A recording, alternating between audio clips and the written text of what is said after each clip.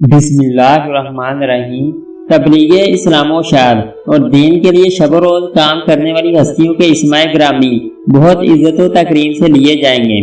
خلق خدا کی فلاح و بہبود اور ملک و ملت کی ترقی کے لیے کوشاں شخصیات لوگوں کے دلوں میں ہمیشہ زندہ رہتی ہیں،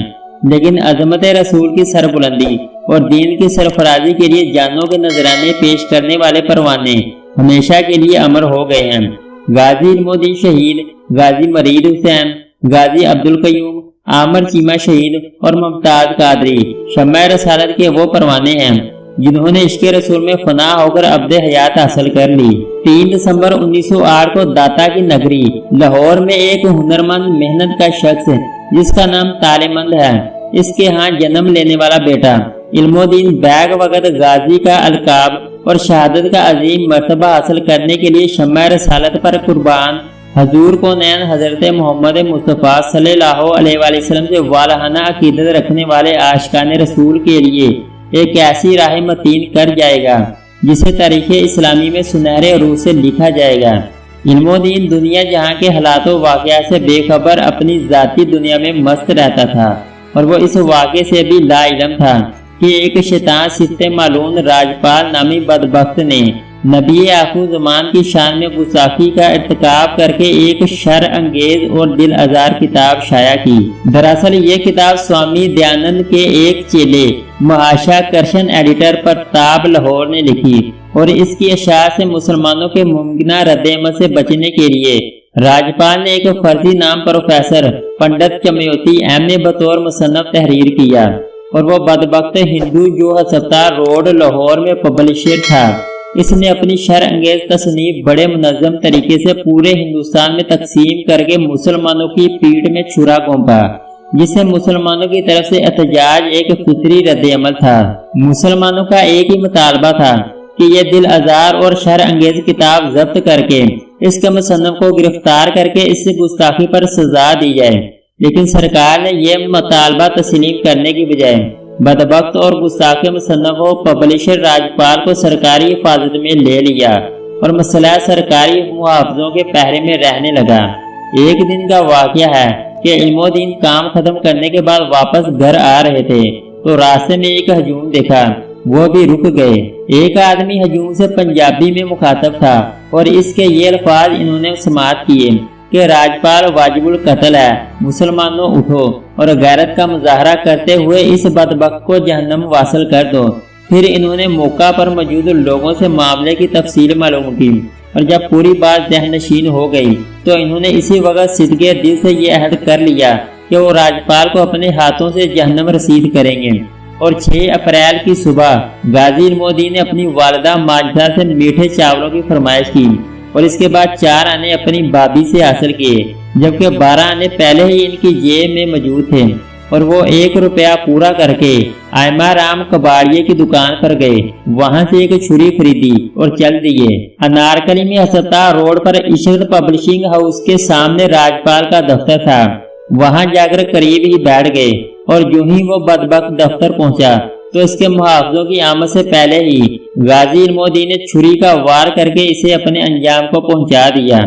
عشق مصطفیٰ سے سرشار غازی کے اس تاریخی کارنامے نے جہاں غلامان رسول کو ایک درس دیا، وہاں ہندوستان میں سیاسی طور پر بھی ایک تاریخ رقم ہو گئی کہ ہندو مسلم 2 الگ الگ قومیں ہیں، وہ اکٹھے نہیں رہ سکتے، گویا 2 قومی نظریہ بھی سامنے آ گیا۔ غازی علم الدین گرفتار کر لیے گئے، اور وہ ہندوؤں کے ہجوم میں اعلان کر رہے تھے کہ ہاں میں نے راجپال کو قتل کر کے حضور صلی اللہ علیہ وآلہ وسلم کی شان میں اس کی گستاخی کا بدلہ لے لیا ہے۔ راجپال گستاخ کی نوش میو ہسپتال لے جائی گئی، جہاں مقتول کی شناخت ڈاکٹر گردہاری لال نے کی، اور ڈاکٹر ڈارسن نے پوسٹ مارٹم رپورٹ میں تحریر کیا کہ موت کلیجہ میں لگنے والی ضرب سے ہوئی ہے، اور ایسی ضرب تیز اور نوکدار ہتھیار کی ہی ہو سکتی ہے۔ ہندو راجپال کا ماتم کرتے ہوئے مظاہرے کر رہے تھے، جبکہ مسلمان عاشقان مصطفیٰ غازی علم الدین کے دیدار کے لیے دن رات پولیس اسٹیشن کا چکر لگا رہے تھے، اور انتظامیہ پولیس چکرا کر رہ گئی تھی کہ حالات پر کیسے قابو پایا جائے۔ غازی علم الدین شہید کے خلاف زیر دفعہ 151 نمبر مورخ 6 اپریل 1929 زیر دفعہ 302 مقدمہ درج کیا گیا۔ ایڈیشنل ڈسٹرکٹ مجسٹریٹ نے علم و دین کے خلاف مقدمے کی سماعت کی۔ غازی صاحب مرتبہ شہادت کے خواہشمند تھے، اس لیے مقدمہ کی پہلی پیشی پر کسی قسم کی پیروی نہیں کی گئی۔ بعد ازاں لاہور کے نامور قانوندان بیرسٹر فرق حسین بذات خود عدالت میں پیش ہو گئے۔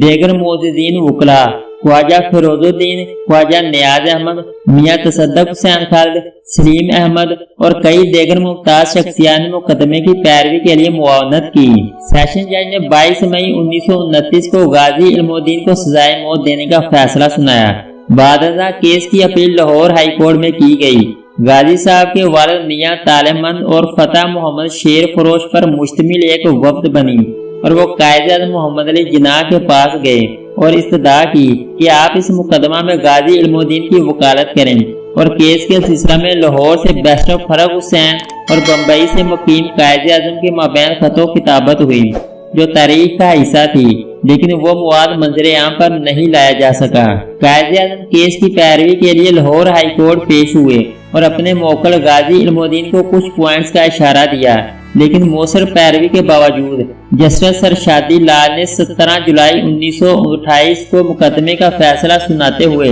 ماتحت عدالت کا فیصلہ بحال رکھا۔ جولائی 1929 کو فرق حسین ایڈوکیٹ کے ذریعے سے پروی کونسل میں درخواست دائر کی گئی جو کہ منظور ہو گئی، لیکن ہندو مکار کی سازشوں اور ملی بھگت سے 23 اکتوبر 1929 کو وہ درخواست داد رسی مسترد کر دی گئی۔ انگریز سرکار اور ان کے سہولتکار غازی علم الدین کو پھانسی چڑھانے کے بعد کے رد عمل سے خوفزدہ تھے، چنانچہ 13 اکتوبر لاہور سے براہ راست گجرانوالہ غازی کو میاں والی جیل میں روانہ کیا گیا۔ اس جیل میں پروانہ شمع رسالت کے جو کرامات عملہ نے دیکھی اور جو انوار تجلیات ظاہر ہوئے وہ بڑے دلچسپ ہیں۔ جیل کے ڈپٹی سپریڈنٹ سید احمد شاہ اور اسسٹنٹ سپریڈنٹ نے بیان دیا تھا کہ ایک رات ہم سپریڈنٹ کے ہمراہ جیل کی گشت پر تھے کہ ہمیں غازی کی کوٹری سے ایک خاص قسم کی روشنی نظر آئی جس سے ہم از حد متاثر ہوئے اور اللہ کے حضور سجدہ ریز ہو گئے۔ میاں والی جیل میں غازی علم الدین شہید سے ملاقات کے لیے سجادہ نشین سیال شریف حضرت خواجہ ضیاء الدین سیالوی بھی تشریف لائے اور انہوں نے غازی کے سامنے سورہ یوسف تلاوت فرمائی، اور جب جیل سے باہر آئے تو پیر صاحب نے لوگوں کو فرتے حیرت سے فرمایا کہ میں علم الدین کے لبادے میں کوئی اور ہستی پاتا ہوں، انہیں علم لدنی حاصل ہے اور وہ کائنات کے اسرار و رموز سے بہرہ مند ہیں۔ 31 اکتوبر 1929 بروز جمعرات اس سچے عاشق رسول کو تختہ دار پر لٹکا دیا گیا۔ پھانسی سے قبل پوچھا گیا کوئی آرزو، تو وہ پروانہ شمع رسالت بولے 2 رکعت نماز شکرانہ ادا کرنا ہے۔ انہیں جیل کے اندر قیدیوں کے قبرستان میں محض گڑھا نما قبر میں جلدی جلدی سپرد خاک کر دیا گیا۔ جیل کے گیٹ پر جو لوگ لاش لینے آئے تھے جب انہیں اس بات کا علم ہوا تو وہ احتجاج کرنے لگے۔ مسلمانوں کے اصرار پر حضرت علامہ محمد اقبال، میاں عبدالعزیز، سر میاں محمد شفیع اور مولانا غلام محی الدین قصوری اور بہت سے دیگر اس وقت کے گورنر سے ملے اور مسلمانوں کے جذبات سے آگاہ کیا، اور اس مطالبہ پر غازی علم الدین شہید کے جذبے خاکی کو سخت حفاظتی اثار میں لاہور لایا گیا اور نماز جنازہ یونیورسٹی گراؤنڈ میں ادا کی گئی، جس میں کم و بیش 6 لاکھ عاشق رسول نے شرکت کی۔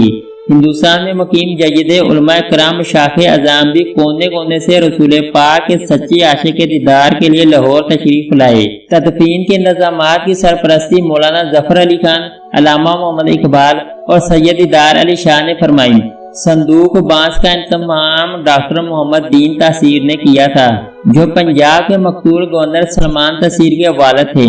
پہلی نماز جنازہ قاری شمس الدین اور دوسری سید دیدار علی شاہ نے پڑھائی۔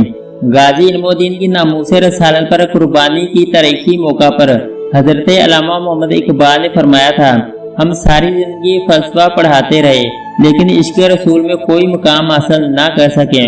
جبکہ علم الدین نے عشق رسول کا ایسا باب رقم کیا کہ چند ہی لمحوں میں عاشق رسول ثابت ہوا اور غازی و شہید کے عظیم رتبے سے سرفراز ہوا۔ غازی علم الدین شہید کا مزار قبرستان نیانی شریف میں آج بھی ہے۔ آپ کے مزار کی تعمیر کے لیے حضرت پیر سید جماعت علی شاہ محدث علی پوری نے بھی اپنی گراہ سے نقد عطیہ پیش فرمایا تھا۔ عظمت و ناموس رسالت کے لیے جان کا نذرانہ دینے والے غازی علم الدین شہید جیسے عاشقان مصطفیٰ قیامت تک ایسی ہی لازوال تاریخ رقم کر کے اپنے جذبہ و ایمانی و جوش و شہادت کا مشعل راہ بنا کر دین و دنیا میں سرفرو و سربلند ہوتے رہیں گے، اور شاتم رسول اور گستاخانہ ایسے ہی عاشقان کے ہاتھوں جنم رسید ہوتے رہیں گے۔ ضرورت اس امر کی ہے کہ ناموس رسالت پہ جانوں کا نذرانہ پیش کرنے والے ایسے عظیم شہداء کی تاریخ شہادت کے موقع پر سالانہ محافل، تقریبات، سیمینار اور کانفرنسوں کا اہتمام کر کے شہداء کے درجات کی بلندی کے لیے دعا کی جائے اور ان کی قربانیوں کو خراج عقیدت پیش کیا جائے۔ اگر آپ کو ہماری ویڈیو اچھی لگی تو اس کو لائک اور سبسکرائب کر دیں۔